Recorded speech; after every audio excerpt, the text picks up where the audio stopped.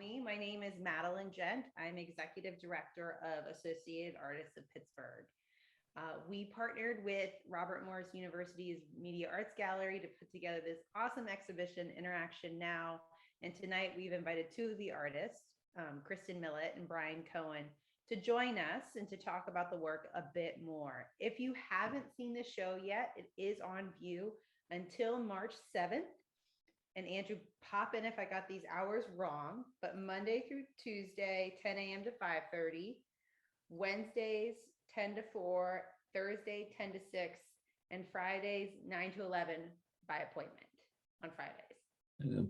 There'll be some changes to that. We just got a new assistant, so we have some more hours. Oh, awesome. So I'll plug those into the text chat. Great. The more hours, the better. So tonight is our artist talk, but if you can also join us in person next Tuesday on the 1st, we will be having a closing reception, an artist reception. We invite you all out to the Media Arts Gallery. We'll have some snacks, we'll have some drinks. It'll be just a really nice evening celebrating the work, as well as seeing it in person. It's really an incredible show. So again, I'm the Executive Director of Associated Artists of Pittsburgh. So I'm doing our quick thank yous. First to our foundation support, the Hines Endowments, Hillman Family Foundations, the Pittsburgh Foundation, the Buell Foundation, the Allegheny Regional Asset District, Arts Equity and Education Fund, and Arts Equity Reimagined. We're very, very grateful to the foundation community for their support of the work that we do in arts in Pittsburgh. I also want to thank our individual donors, our corporate sponsors, our board, as well as our staff, and then finally our members, many of whom are here, two of whom will be speaking tonight. We're able to do what we do because of the strength of your work, and we really do love promoting, exhibiting, and supporting your work throughout Pittsburgh. So before we jump into the artist talk, I'm going to quickly turn it over to Andrew at Robert Morris, who's going to show us a bit of the show. Yeah, so before I dive too deep in the show, I'll plug the link into the text chat here because this is something you guys can look at on your own machines. Before I dive too deep in that, I've got a few thank yous too. So I'm associate professor of UX UI at Robert Morris University, and I worked on this with Christine Holtz, who couldn't be here with us tonight, but I wanted to make sure we got a thank you for her for journeying this thing with me. And then since our department head is here, I also want to make sure that, our department head gets a thank you for supporting everything that we do in the gallery, as well as our dean, Amjad Ali, who helps support this endeavor. Our gallery assistants for keeping it open for you guys to come and see.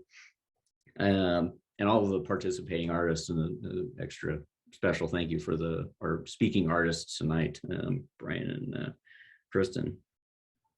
So with that, I'm just going to give you guys a quick walkthrough of the show.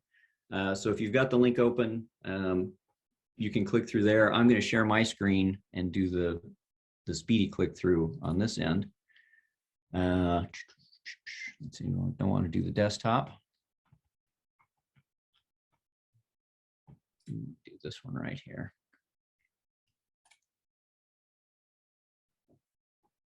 So those of you that haven't been, this is our gallery. We put together this interactive exhibition that you can actually look around. And I'm going to click through the slides here, and this basically is just going to walk us right through here. Anywhere you see a white circle, those are clickable, and it takes you into the artwork and gets you much closer to it.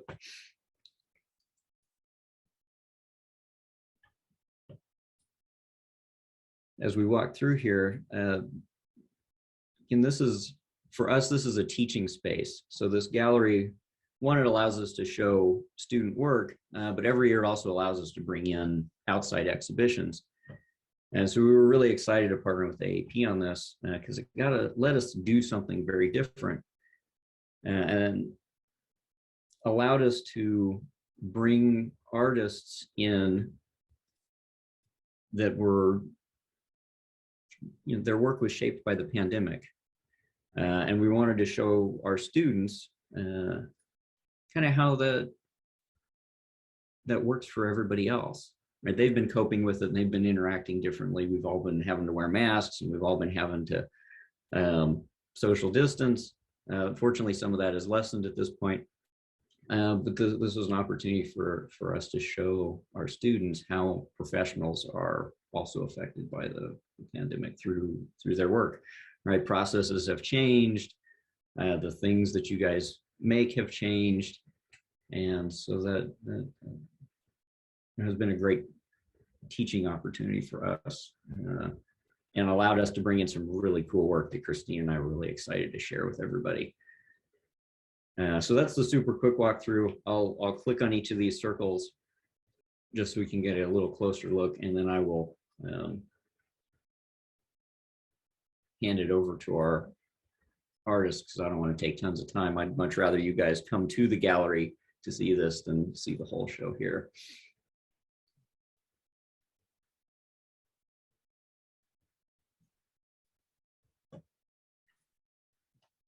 But given the pandemic, having another way to experience this artwork, it's nice that we're able to utilize this technology and bring everybody into the space.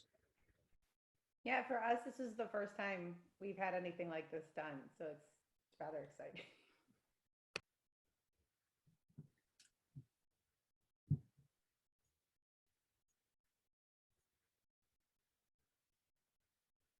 You know, the fun thing with these is, you know, it lets you zoom in, you can get closer to the work.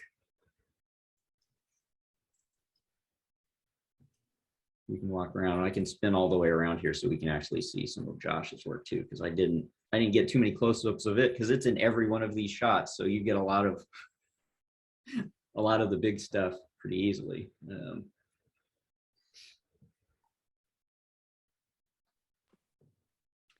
I was gonna say, if you could make it over to Brian's work, because I know we saw Kristin's work closely. Yeah, let me do for the that context. That'd be awesome. We'll get to over there super quick. I'm going to skip through here and we'll jump to Brian's work.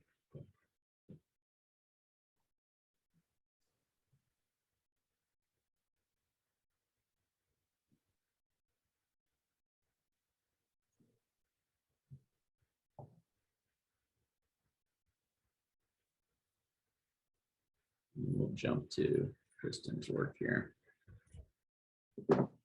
So I'll keep the tour short. Like I said, I'd like everybody to come to the gallery. For those that can't, we've got this thing for you guys to see the entire exhibition. The only thing we lose here is the videos aren't playing. So be sure to come and see the videos that are part of the show too. So I will bounce it back to Madeline and stop sharing my screen here so that you guys can share yours. Yeah, I realized I went through my thank yous and I didn't thank you and Cristin, Andrew. We bounced a lot of ideas back and forth in putting this show together, and the two of you really stepped up and came up with a wonderful show. So I have the privilege of introducing our two artists tonight. So I'm going to introduce them both, and then I will turn it over to each of them to just give us about 15 minutes about the work in the show, as well as other examples of the work, and then we're going to open it up for questions and answers. I'm excited because it's my first time engaging both and learning more about their practices. But first, Brian. Born and raised in London, Brian is a graduate of the Royal College of Art with a master's degree in photography. Brian lives in Pittsburgh, Pennsylvania, taking mostly editorial and documentary photographs on location for a variety of clients, including the Allegheny Conference on Community Development, Carnegie Mellon University, and Phipps Conservatory and Botanical Gardens. As founder and director of the Documentary Works, Brian organizes and manages collaborative projects with fellow photographers and creatives to document issues of social and environmental justice. So thank you, Brian, for joining us. And then Cristin, raised in El Paso, Texas, which I didn't realize you were a Texan. Millett began her professional studies at the age of 16 at the University of North Carolina School of the Arts, a residential performing and visual arts high school and university. She received her BFA from Kent State University and her MFA from Arizona State University. Her artwork has been widely exhibited, including the Villa Strozzi at the Villa Strozzi in Florence, the International Museum of Surgical Science, Chicago, the Exploratorium, San Francisco, and the Mutter Museum in Philadelphia. Millett is an embedded faculty researcher in the Arts Plus Design Research Incubator and a professor of art in the School of Visual Arts at Penn State. In 2020, Millett was a Fulbright senior scholar and resident at Symbiotica at the University of Western Australia. So her work straddles traditional disciplinary boundaries. Cristin Millett's investigations of medicine and its history are integral to her artistic practice. Her toolkit of sculptural processes incorporates new advances in digital technology along with established methods of sculpture, such as stone carving and bronze casting. The resulting sculptural objects and installation prompt a contemporary cultural critique of societal issues surrounding reproduction and gender identity. So thank you both, Brian and Cristin, for joining us. And we'll just go with alphabetical order of last name. So Brian, let you go first. Thank you. First of all, can everyone hear me? Can I put a thumbs up? Great. As you will have gathered, there is a long list of thank yous. So I am just going to say thank you to everybody who was involved in putting this together and for inviting me and for enabling me to be part of this. Actually, as Madeline and I guess we had a very little back and forth before this. And you pointed out that photography is really a very solitary pursuit, or it can be a very solitary pursuit. And we can talk about that later if you'd like. But it's really nice to be part of such a broad collaborative event and a broad collaborative effort. It kind of makes you feel like there are people out there after these last 2 years. So thank you all very much. I am not going to read from a text, so this may appear to be a little rambling, and I very much welcome people jumping in and asking questions or asking for clarifications. I'm really happy to have, we'll have a Q&A, but I'm happy to have that interactive thing going on from the beginning.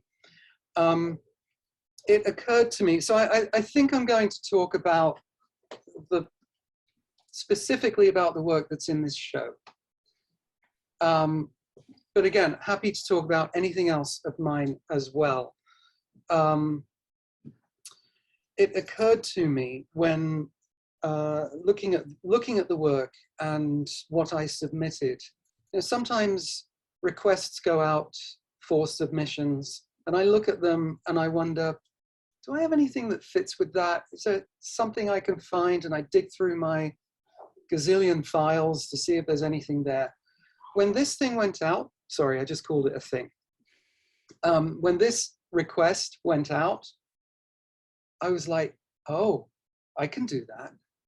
And immediately I knew that 2020 had been, 2020 was a thing for everyone. It was a year for everyone. But in terms of my work and how I found my way through 2020, it was like the best and the worst of years combined.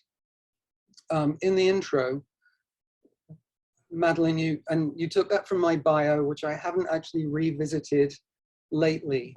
But you may have picked up that I do work for FIPS, do work for CMU, the Allegheny Conference. I think those were the 3 that were mentioned in the bio.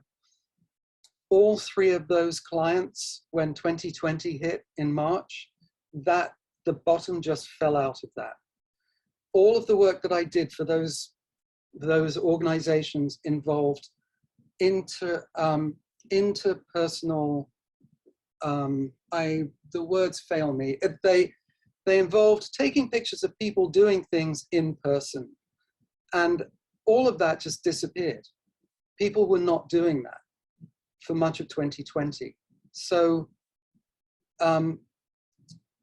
in a very real sense, the bottom fell out of what I do, the work that I do for a living, which was kind of painful, but everybody was in pain, I think, in 2020.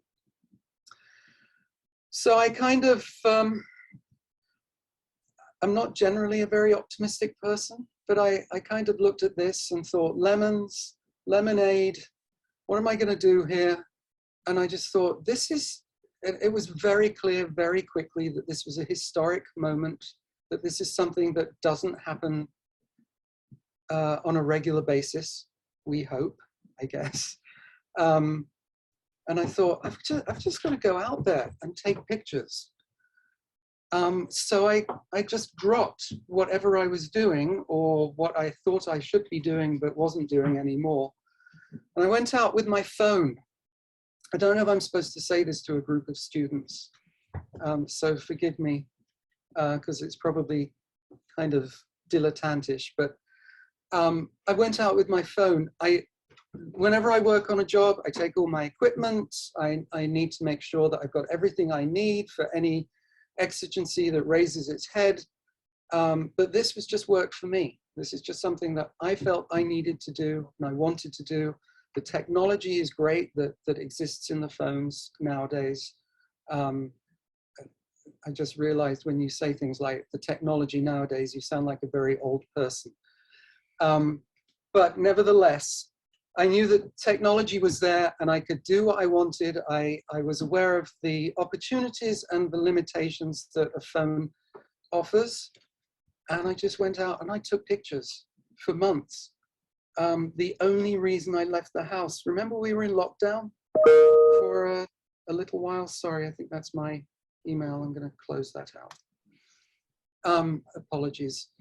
I can't remember how long it was for. It felt like forever, but it may not have been that long. But none of us was leaving home except to go shopping. And I just thought, I'm going to go out. I'm going to take my phone. I'm going to take pictures. I'm going to see what I see. And the 5 pictures that are part of this exhibit are a small piece of that work. So it had been a very long time that I had embarked on something entirely for myself. Even when I'm working, and I often work on projects with colleagues of mine where we get to choose what we want to photograph and what we want to address. But this was the first thing for a long, long time, which was purely driven by what I wanted to do and had bore no relation to anything else or what anyone else was doing. And there's something incredibly liberating about that. It was, I hesitate to say that the pandemic was a beautiful thing. Is, because it isn't. It's really been horrible for so many people. But in terms of my work, it was like the most liberating thing that could have happened. I was really energized by that. So that's what I did, and started off photographing empty streets. I mean, literally empty streets. I remember being in Oakland on a very, very rainy graduation weekend, and there was nobody there.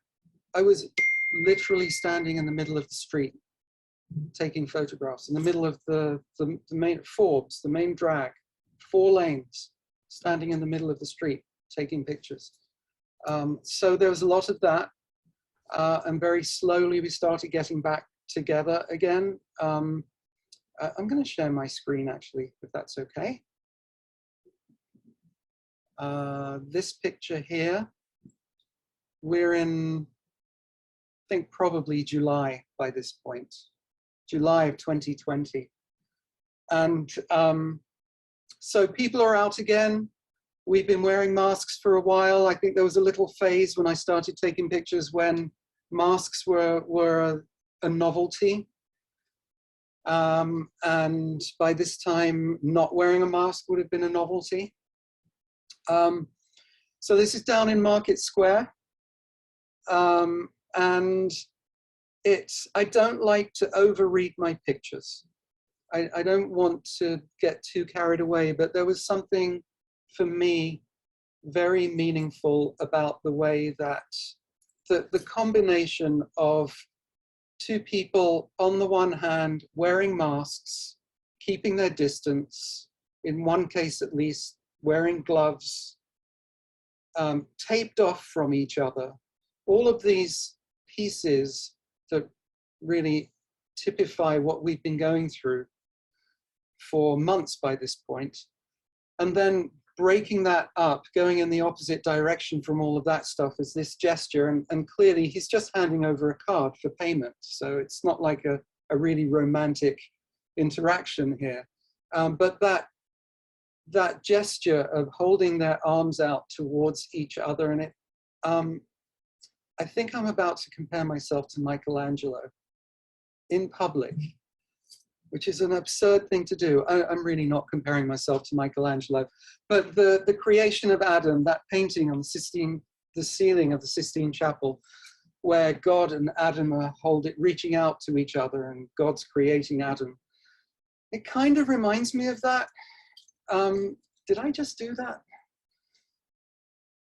This is going to haunt me for the rest of my life now.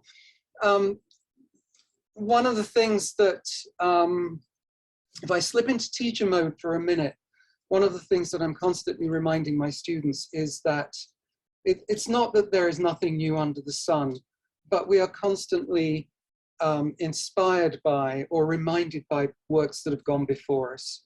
So when this was happening, I mean, that's immediately what I saw. That was the image that I saw in my head. And I was really pleased to be able to capture it. So we've got this kind of this contradiction between all the things that we are doing to keep ourselves apart, and this almost, I mean, I look at it, again, it's really just a financial transaction that's going on, but there's something really yearning about that meeting of the two hands. So I think, did I just stop sharing my screen? I think I did. So I'm just photographing what I see. And that's a little simplistic, I guess, because what I see is part of what I've been processing and what I've been living through for all of those months.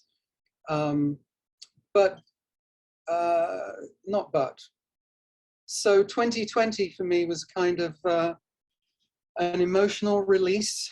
Photography was an emotional release. It was a liberation. It was an opportunity to photograph something that, frankly, I would have been desperately angry and upset with myself if I hadn't. But at the same time, enabled me to express myself in a way artistically that I hadn't done for a very, very long time. I know I've got 3 minutes, Madeline, but maybe that's a good place to stop. I don't know. Yeah, that works. And we can turn it over to Cristin, and I think I can bug you about some more photos in the Q&A.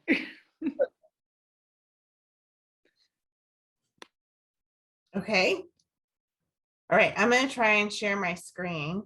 And Madeline asked for me to share images of my work before and then the work that's in the exhibition. And so people that know me know that I love visual images. That's probably why I'm an artist. And so I'm going to inundate you with images, and hopefully the technology will work for us. So let's see if I can share my screen. And hopefully we have Wi-Fi. Everything's good. Okay. So maybe working. Are you all seeing my notes, or are you seeing the right slide? And I can't hear anybody, so. We're seeing it correctly. Awesome, thank you. Okay, so first I just want to thank everybody for coming tonight. And I especially want to thank the Associated Artists of Pittsburgh and Robert Morris University for organizing the exhibition and tonight's conversation. So as you know, my name is Cristin Millett, and as Madeline explained, I'm an embedded faculty researcher in the Arts and Design Research Incubator and a professor in the School of Visual Arts at Penn State. So I'm going to share some of my work with you and also discuss my piece Strain that's included in the exhibition. So I am an artist. I make sculptural objects and installations, architectural environments that you walk through.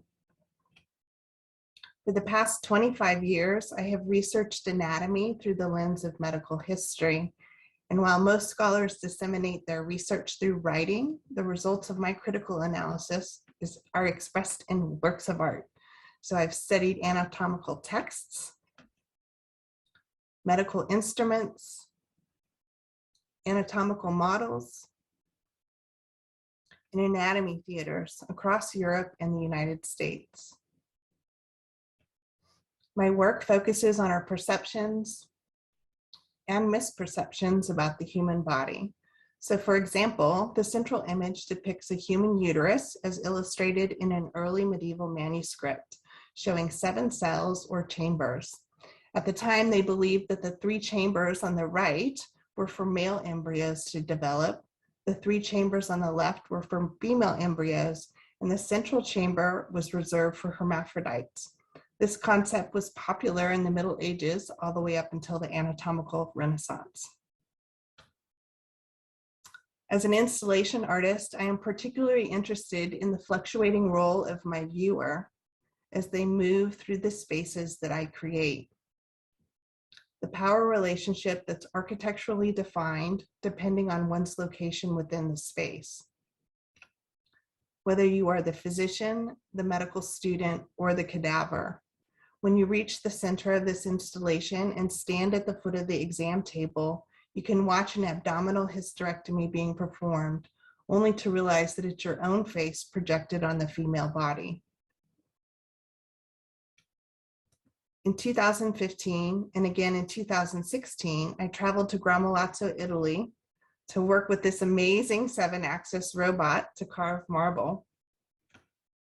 In 2015, I created Transection of the Anatomical Planes, a marble dissection table incised along the 3 anatomical planes, the coronal, the sagittal, and the transverse. The slab normally supporting the cadaver is instead a vacant void, a sunken cavity that suggests emptiness and loss. The piece references the tradition of écorché models, as well as contemporary modes of visualizing the body, such as the Visible Human Project. Ultimately, this piece will be presented with my newest installation, Coronal Plane. So in anatomical terminology, the coronal plane is the vertical plane that divides the body into stomach and back sections. Adopting this approach for dissection, I created a partial section of the anatomy theater at the University of Padua, thereby metaphorically dissecting the theater and exposing the supporting structure within. In plan, the installation recreates a lateral section of the anatomy theater, with the section rotated 90 degrees and placed horizontally at floor level. By extruding and incorporating the concentric tiers of balustrades, the installation directly references the environment of this particular anatomy theater. So they think that Venetian boat builders created the elaborately hand-carved wooden balustrades found in the Paduan anatomy theater. So in keeping with this historical space, I also constructed balustrades made from wood, but instead of carving them by hand, I milled 12 plywood panels using CNC technology. So Coronal Plane is approximately 30 feet by 30 feet and is constructed of CNC milled MDO, which is basically exterior grade plywood, poplar, LED lights, and inkjet prints that are mounted on glass. There are 6 levels or balustrades on each side of the funnel V-shaped plan. The distance between the balustrades allows viewers the same amount of space as in the historical anatomy theater, which is about 15 inches on average, so it's really, really tight and compressed. The medical illustrations are from the text called On the Formation of the Fetus, which was published in 1604 by Hieronymus Fabricioso, who was known as the father of embryology. In 1594, he revolutionized the teaching of anatomy when he designed the first permanent theater for public anatomical dissections at the University of Padua, where he served as professor and chair of anatomy and surgery. So the images are from his text, and they're printed on glass, framed in shadow boxes, and illuminated with red LED lights. At the heart of this installation is the dissection table, transection of the anatomical planes.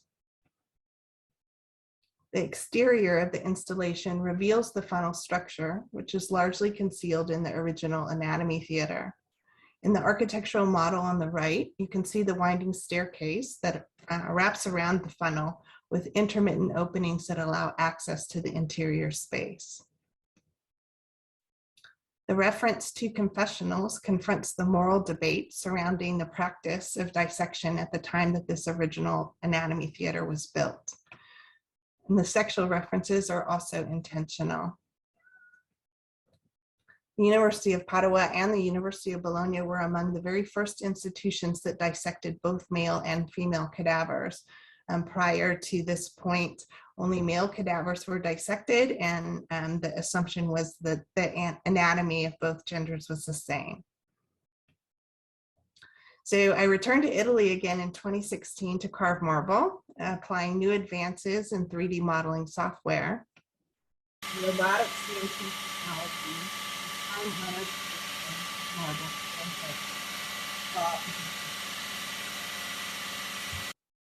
The finished marble sculpture is part of a series of obstetrical phantoms or birthing models. So obstetrical phantoms are used to practice different delivery techniques.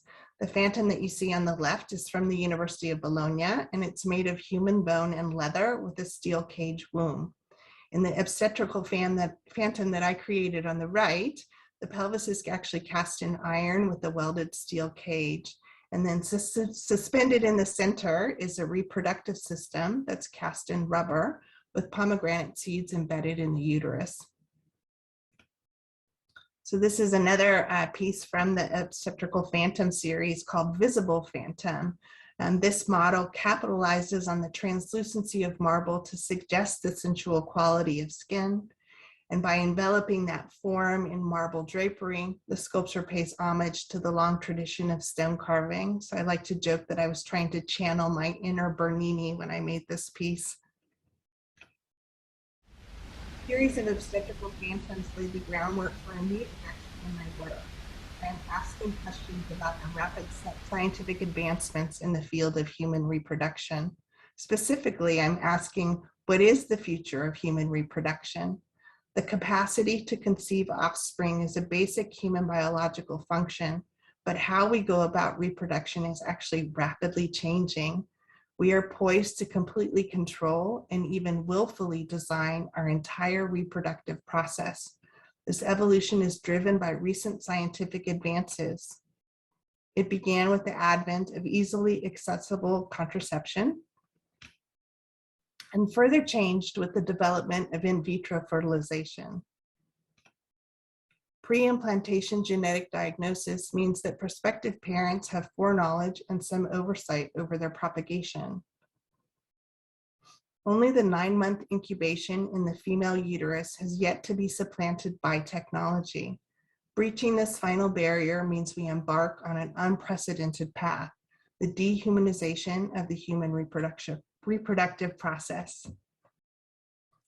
In 2017, 2 different research groups working independently, one a team of researchers from the University of Western Australia and Tohoku University Hospital in Japan, and then a second group of researchers at the Children's Hospital in Philadelphia, successfully extended the gestation of premature lambs in an entirely man-made extracorporeal system. So lambs were removed via C-section from the pregnant ewes at the equivalent of 23 weeks human gestation and placed in the external uterine environment to continue to develop. So in 2020, as a Fulbright scholar, I moved to Perth, Australia, which was amazing. And I went to work specifically with the scientists that are doing this research with the lambs at the University of Western Australia. and also to work as a resident artist at Symbiotica. I worked with a number of scientists whose research and discoveries are changing the future of human reproduction. My research specifically focused on the human placenta. At Symbiotica, I learned basic tissue culturing techniques and studied living BWO cells from a human placental cell line. My ultimate plan, is to seed an extracellular matrix from a human placenta with these and other cells. So unfortunately, working with human placentas proved impossible because a new virus was spreading across the globe. As reports of concern turned into sounds of alarm, checking the number of cases became part of my daily routine. So I was living in Australia, right? I monitored the changes locally, regionally, nationally, and globally, and I became acutely aware of the disparate approaches to managing the public health crisis. So on the day that the New York Times remembered the incalculable loss of 100,000 Americans, I was forced to say goodbye to Oz, and I began my journey back to America. After returning to the United States, I was fortunate to be able to work remotely until last August. So during that time of isolation, it felt like I couldn't escape the virus. It seemed to be everywhere. Last summer, I was walking in my neighborhood and I noticed these beautiful seed pods from sweet gum trees. And then I was struck at how they looked exactly like coronavirus. So I have since collected thousands of these pods. Strain marks the day that the United States reached 600,000 deaths. As red dots punctuate and pulse across the COVID-19 global data tracking map, I struggle to breathe like the lungs of COVID patients captured in these X-rays. The seemingly endless loss of life weighs heavy on me. Thank you.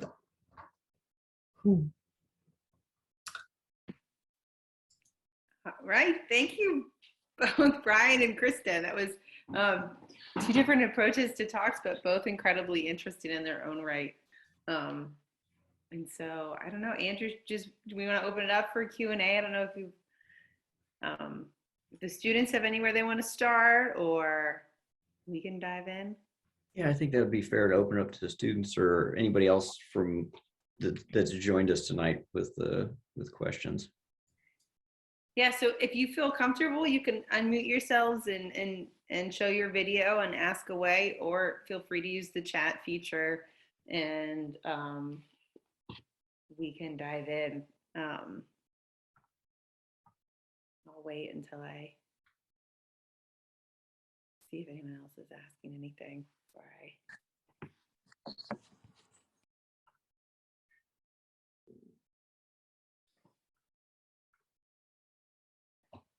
So for both of you, I mean, I found it really interesting how the pandemic, not like the rest of us, you know, I think of like transitioning from working in the office to working from home, but I still utilize the computer in so many ways. But for both of you, there's this going out a bit, like Brian, you went out into the world, and Cristin, you went out and discovered these sweet gum pods. So I was wondering if both of you could touch upon that in a moment when we're kind of when we were kind of quarantined, self-quarantined, how your artistic response was to go out and to seek something outside of the space of your studio.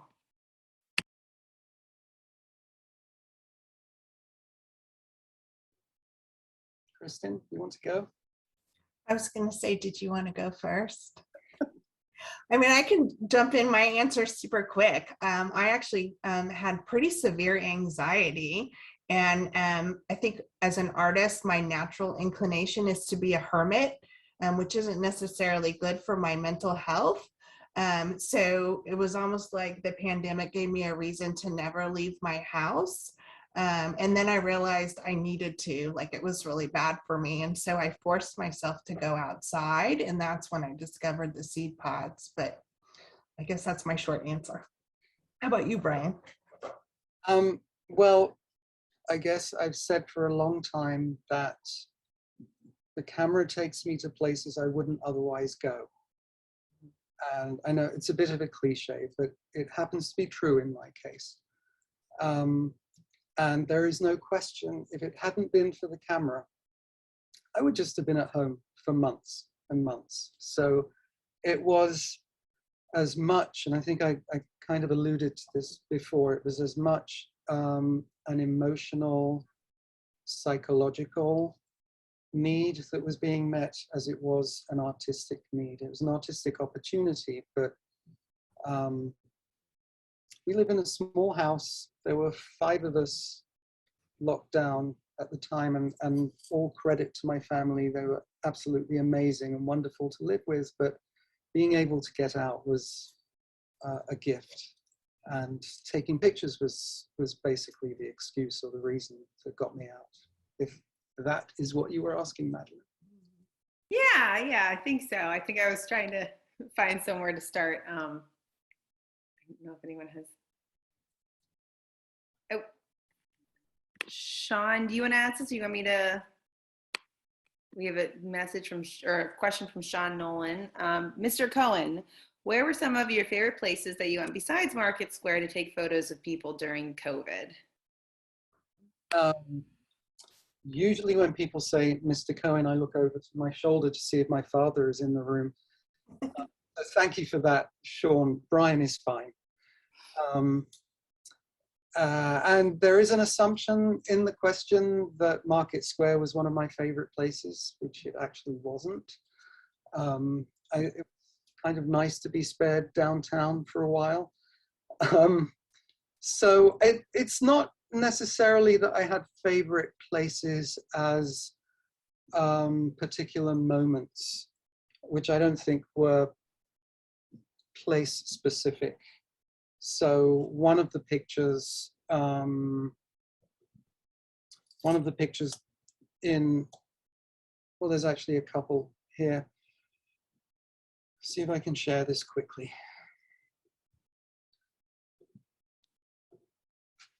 So this picture here was taken in Hazelwood, and it's not, I think this was a really interesting day.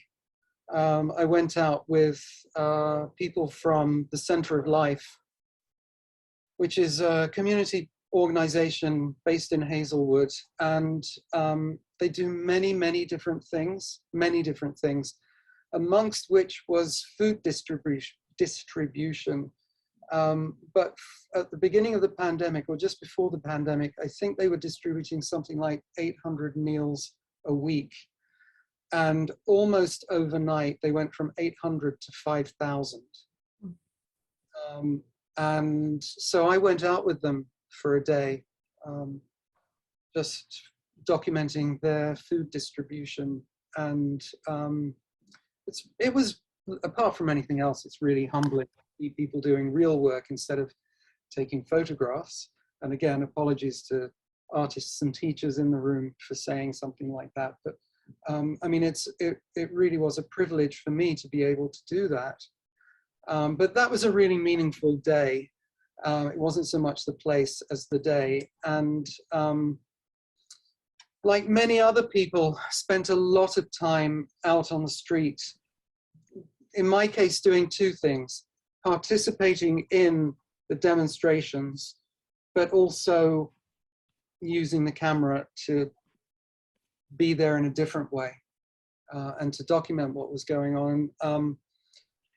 This particular protest, which was, it went from Friendship all the way through to Shadyside and beyond, was particularly meaningful and moving, but it is also representative of a whole series of demonstrations that I participated in and photographed. So I'm sorry, Sean, I don't know if that's a really helpful answer, but it wasn't so much the places. It was nice to get out.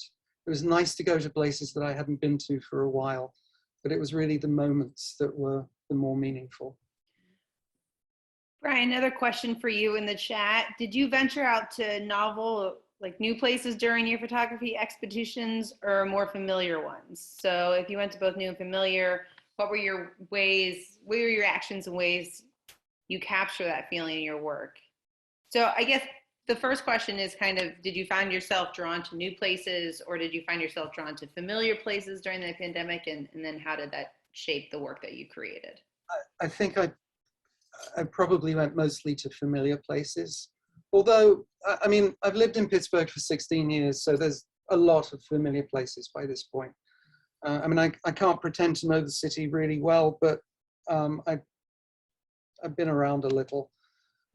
But I did go mostly to familiar places, and I have a feeling, I can't say I thought about it that much, but one of the things about going to familiar places during a pandemic is that they don't look the way that you are used to seeing them. So you can see the difference in familiar places, and that maybe I'm kind of trying to stay in my comfort zone, but maybe also I think there's something about, there's a before and after aspect to what I'm photographing. So like standing in the middle of the street in Oakland, it's a really familiar, Forbes Avenue is a very familiar place to me. But I knew that if I went down there, I would find something that I had never seen before. So I actually didn't venture out to particularly new or novel places for me, but so much of what I saw was different from the way I knew it.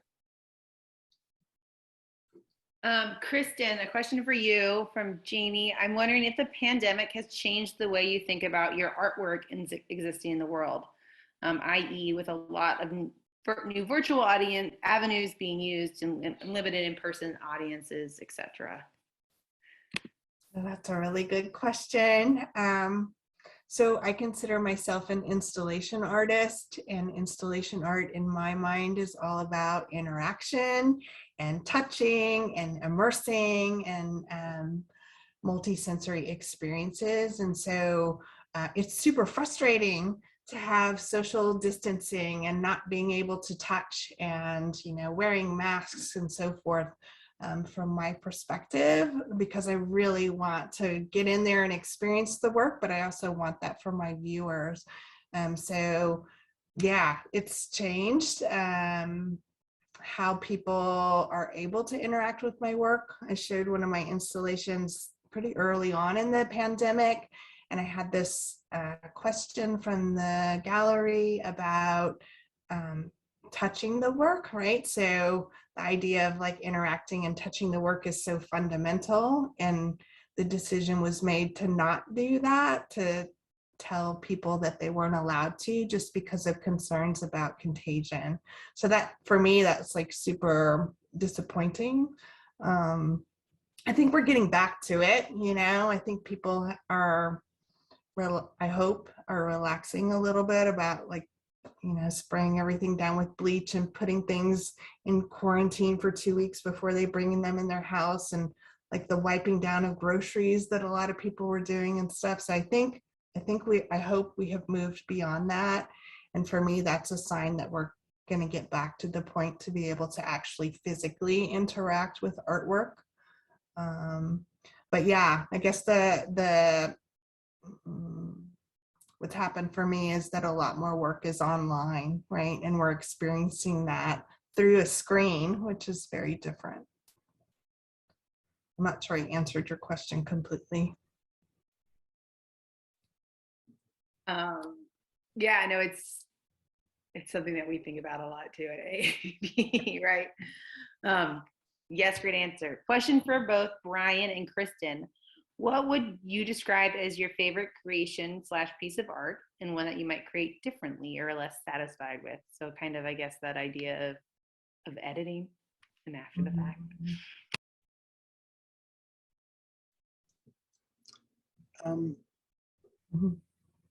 Shall I go? Yeah. I don't have a favorite.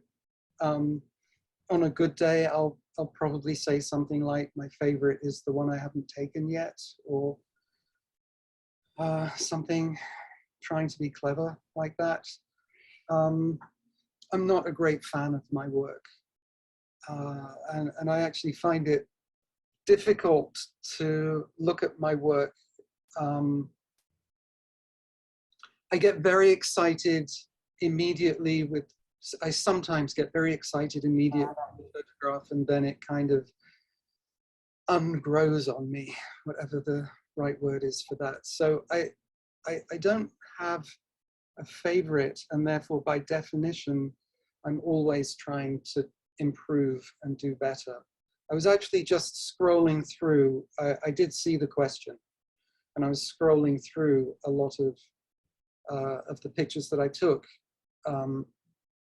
And I'm sorry, I really can't say that I have a favorite, but I will say that as a body of work, I'm really proud that I tried, that I went out and I did it. And as a body of work, I think it, can't say, I was going to say it excites me. I'm relieved that I did it, and I'm reasonably happy with the work as a whole. Complete body. I feel like I did what I could do. So no real favorites, I'm afraid.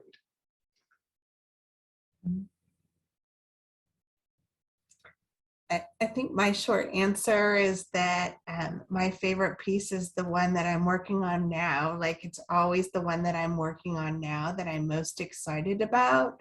And then when I finish the piece, there's this moment where I'm like, am I still into this piece or not?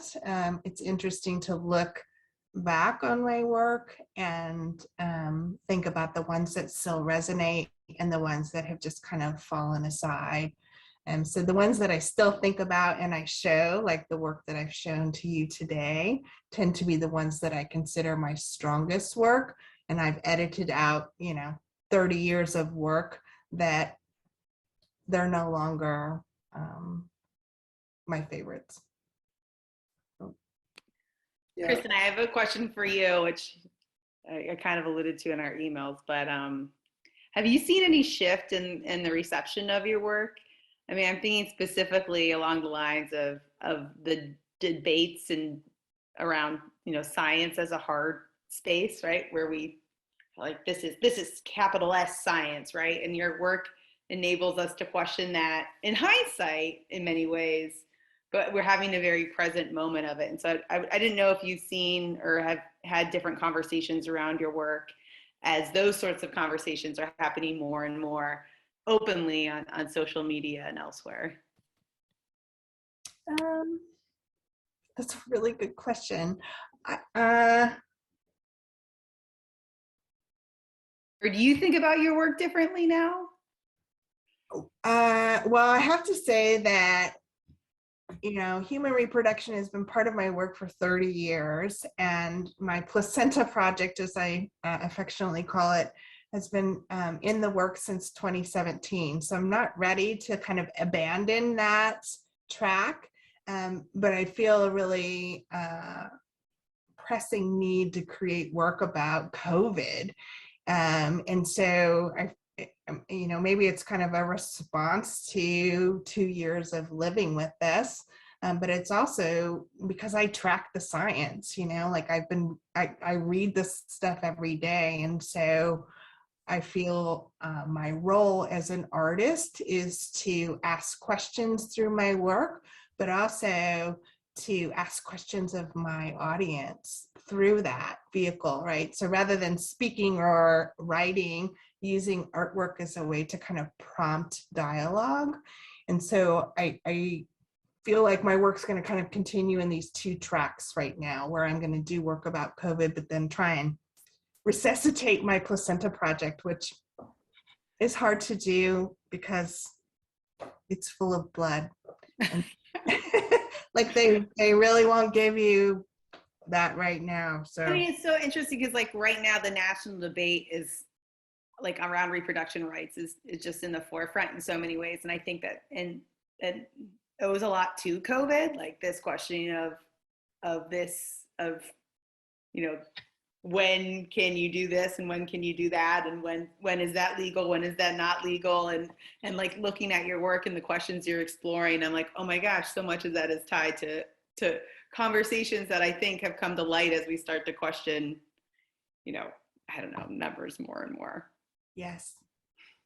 Yeah, and that's the weird thing. It's like, I think in some ways, like a lot of life stopped because of the pandemic, but in other ways, like life kept going. And so, the debates about reproduction have continued, even though we're kind of dealing with this elephant in the room that's COVID.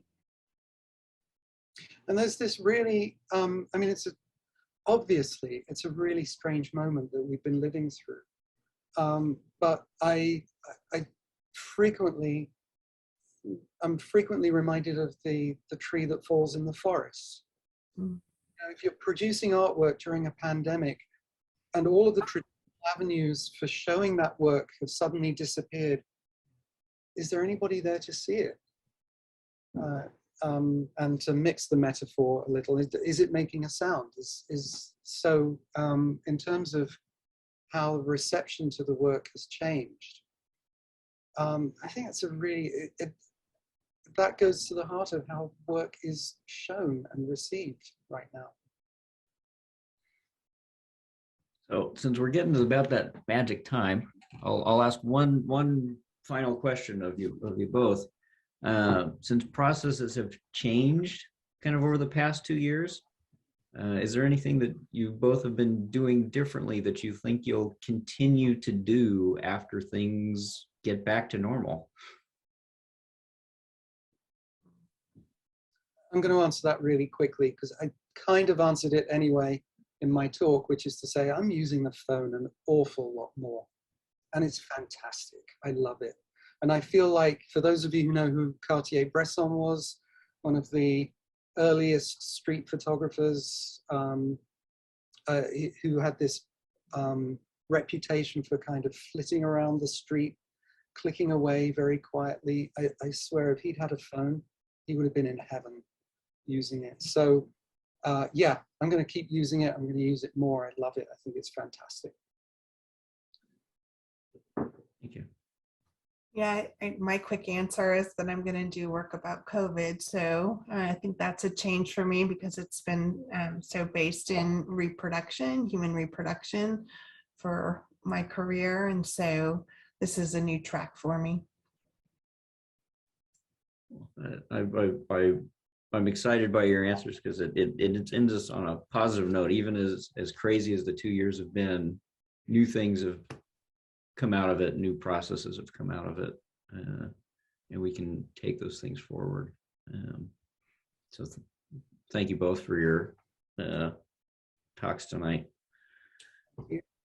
Thank you. Thanks for everybody coming. Yeah, Thanks for these great questions. absolutely. Thank you everybody for joining us. And if you're around next Tuesday, March 1st from 4:30 to 7 p.m., we are having a closing reception for this exhibition, Interaction Now, at the Media Arts Gallery at Robert Morris University. I put a link there in the chat, so we hope to see you there and you can see the show in person. Thank you. Thank you.